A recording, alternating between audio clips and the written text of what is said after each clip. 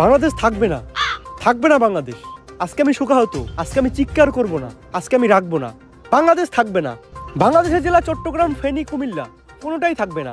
বাংলাদেশের চিকেন লেগরে আমরা কুকুরের মতো কামড়ে খেয়ে ফেলবো। থাকবে না বাংলাদেশ। এই যে রাজুদার তরকারি পরোটা দিলাম না রপ্তানি বন্ধ করে, বাংলাদেশের মানুষ এখন হাঁকবে কি করে?